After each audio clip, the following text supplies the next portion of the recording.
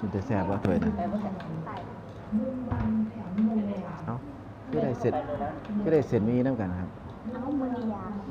เสร็จมีติใจสั่งเสร็จเล็กปากนะมีสองอันนั้นเสร็จใหญ่เอ้ยเสร็จเล็กว้าย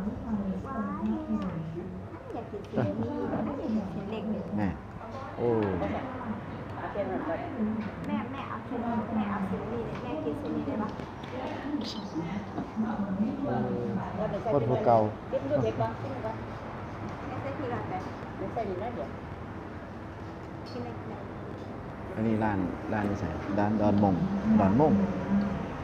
ถนนมาริวันเนี่ยครับตรงข้ามรถตัดซ้ำเท่าไหร่เนี่ยถ้าไปตลาดเนาะจ้ะตลาดน้ำปลาเองเนาะถ้าเราประมาณ40 โลแม่อันนี้ถ้วยเท่าไหร่เนี่ย40 โลไหนบ่ไหน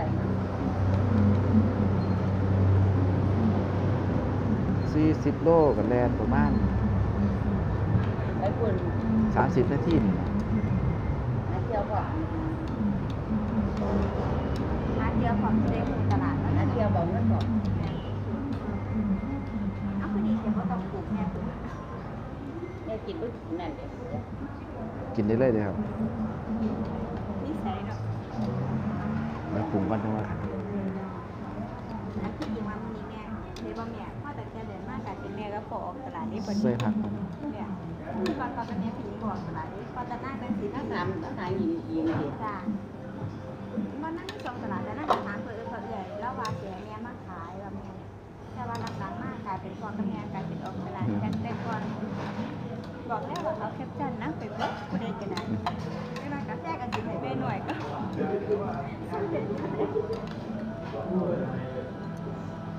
เอากระแทกก็หยิบช่วงนี้งานหลายบ่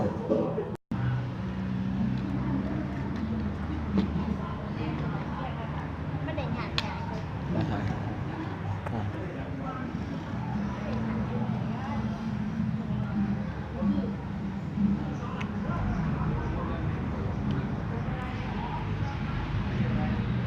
ผักที่สามนะครับ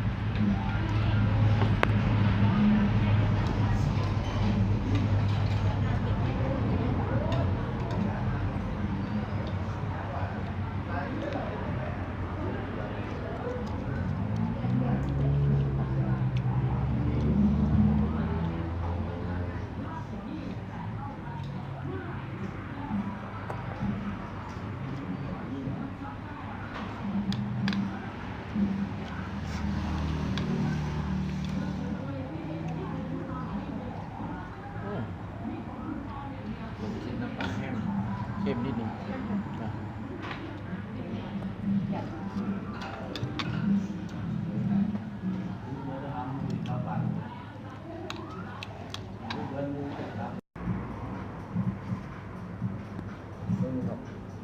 เนื้ออ่ะลืมเขียนคิ้วเจ็ดเนี่ยก็เลยครับเต็มมาเลยตลาดยังเราเดินทางต่อของใครจะหา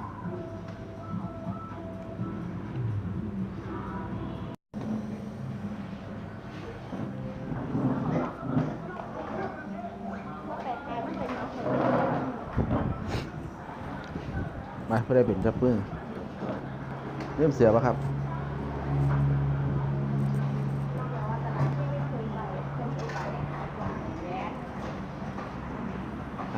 เสื้อ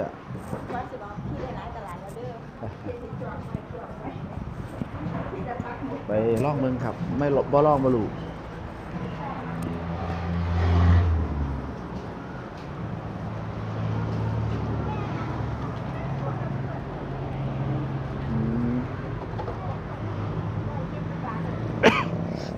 ฝ่ามืดทางขอนแก่น